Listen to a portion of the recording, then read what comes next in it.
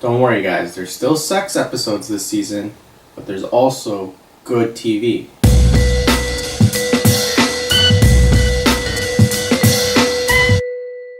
Season 2 of Easy. So Season 2 of Easy, it's a continuation of the anthology series that occurred in Season 1, in which we have different people in the city of Chicago just living their everyday lives, dealing with romance, dealing with partnerships, with family. And the show is very much like the first season was, in the sense that it's very simple. It has a very independent movie type of feel. I'd actually argue that because of what you've seen in the first season, how I mentioned that every single episode was serialized and it dealt with just one single person or one group of people, and how towards the end you kind of had some of those people intermingling due to the fact that they all live in the same city. The second season has that, but at the same time it still has the focus on either one individual or a certain group of people and their relationship.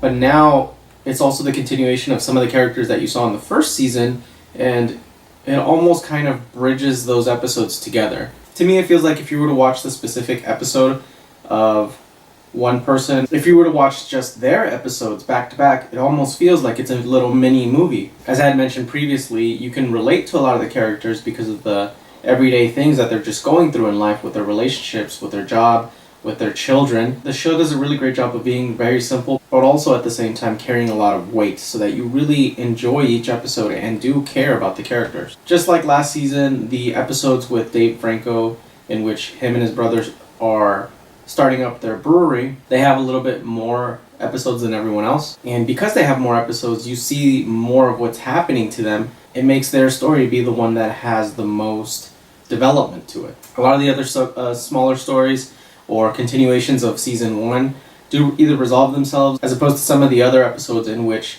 they kind of resolve the goal that they had, but it still leaves it a little bit open. When comparing the season to the first season, now that I see that a lot of the characters got a second episode or a continuation of what they went through in the first season, and with the fact that I know that they're shooting season 3 and season 3 is just going to be the final season, it will, to me, just feel like it's 3 episodes for those characters that might get 3 episodes of just different developments that when put together it's going to feel like a small independent film. And I think that's done very well. Now compared to the first season, there's not as much as a focus on sex when it comes to a lot of these relationships, but I will say that it's a lot more graphic when it is present. And again, just like in season 1, to me it just feels like it's just showing you that sex is just a part of life.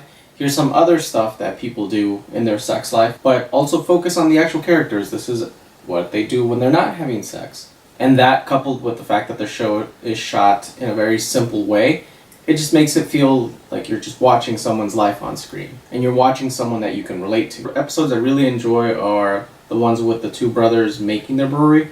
But I'd say that my favorite episode is definitely the one with the daughter that starts going to church due to something that happens in the beginning of the episode. I think that episode said a lot. And whether or not they continue on with that character, I thought that her story in that small little episode was fantastic. Because a lot of these episodes is a continuation of some of the characters, or maybe a side character in a previous episode from season 1, now you kind of see how the actions that they might have participated in the past are affecting them now. One example is the girl that decided to have a threesome with the married couple. Even though they don't really explicitly say it, I feel that she's kind of dealing with that. And not necessarily that it was a bad thing that she did or that it affected her in a negative way.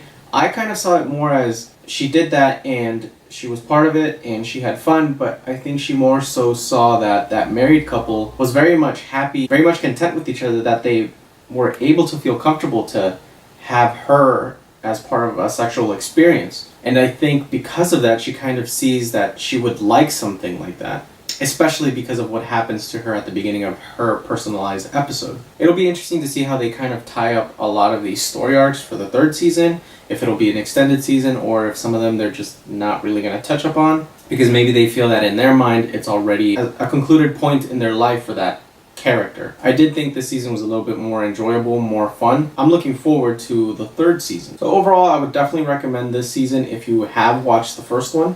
Let me know what you guys think. Leave a comment. Let me know which characters you'll think will get a continuation to their existing episode. But if you like this video, hit the like button, subscribe, and share. But I'll see you next time.